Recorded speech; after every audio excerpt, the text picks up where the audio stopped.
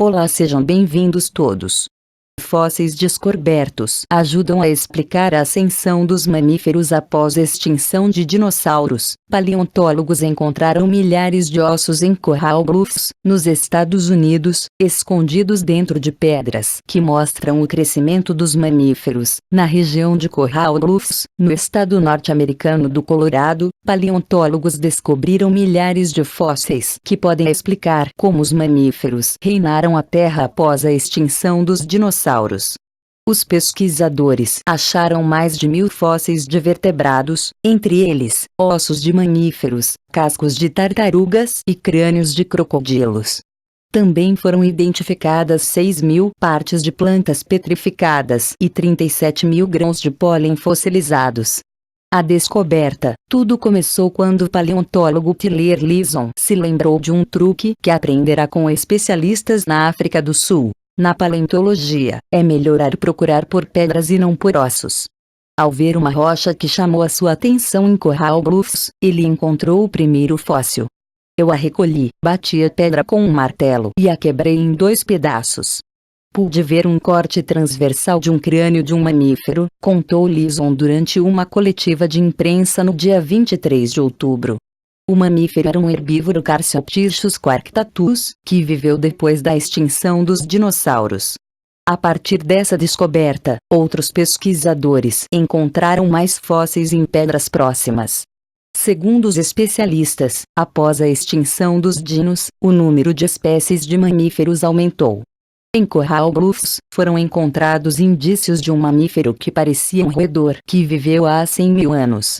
Há 200.000 anos, a diversidade desses animais dobrou e eles chegavam ao tamanho dos guaxinins que existem hoje, de 40 a 70 centímetros.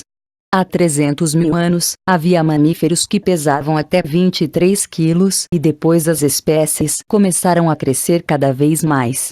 Fragmentos de pólen encontrados em Coral Bluffs também indicam que havia árvores de noz na mesma época que viveram esses animais. Nós supomos que a introdução dessas novas plantas, especialmente as mais calóricas, como as de nozes e de legumes, podem ter ajudado a aumentar a massa corporal dos mamíferos, disse Leeson. Antes da extinção em massa, a área era uma floresta que abrigava dinossauros como o Tiranossauro Rex, enquanto os mamíferos não tinham mais que 8 quilos ou o tamanho de cães pequenos.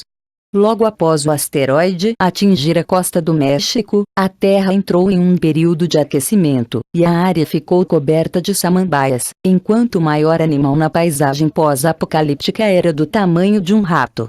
Cerca de 100.000 anos após o impacto, as palmeiras povoaram a floresta, e os mamíferos eram quase tão grandes quanto antes do asteroide, no que Leeson descreve como uma recuperação bastante rápida.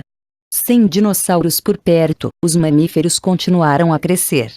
Cerca de 300.000 anos depois, eles eram do tamanho de grandes castores.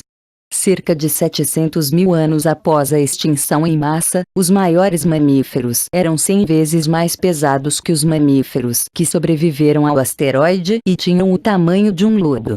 As primeiras plantas leguminosas, como ervilhas e feijões, também apareceram na época.